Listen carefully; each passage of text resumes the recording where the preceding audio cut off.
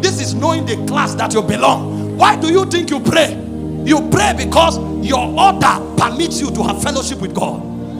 Why do you think God commits kingdom to you?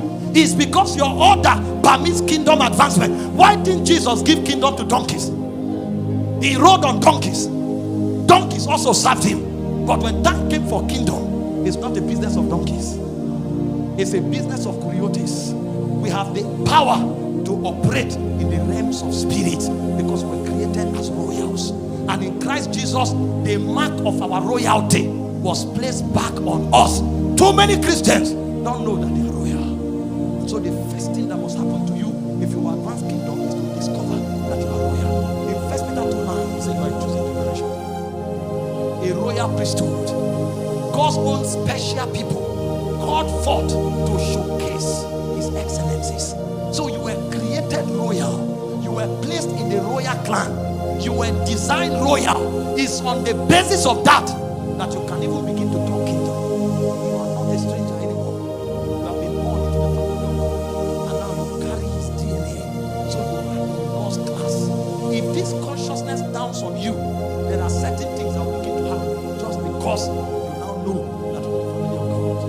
We are no longer strangers and business. We are no longer people looking and hoping that something will happen to us. We are now joint heirs with Christ. The Bible said in Romans 8:17, he said you are joint heirs. Why do you think these guys had the audacity to say some things? He said you are a joint heir with Christ. He said he has become first amongst many brethren. You are calling Jesus your brother? Yes, because you are in his class. You have been brought into the royal clan. And so the first definition of authority and the first understanding of authority you must have is that you are now in the God class. John said, as it is, so are we in this world. Every apostle knew this. Paul said we are joint heirs with Christ.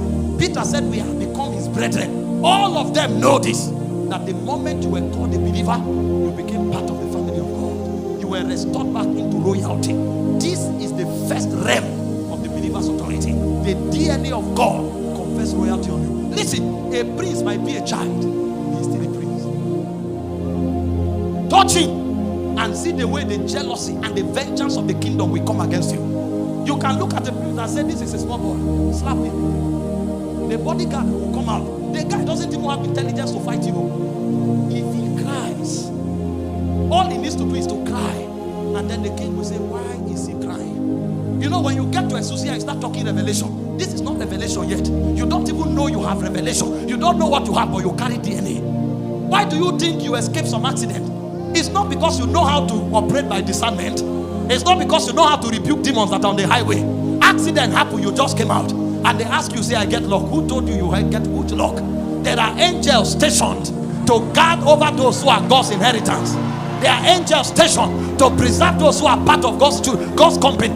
See, the Bible calls, hear this, the Bible calls Michael the prince of Israel. Why do you think Israel cannot be defeated? Most of them don't even have revelation yet about who they are in Christ. But Michael is their prince because they are God's own people. There is an authority you have because you have God's DNA.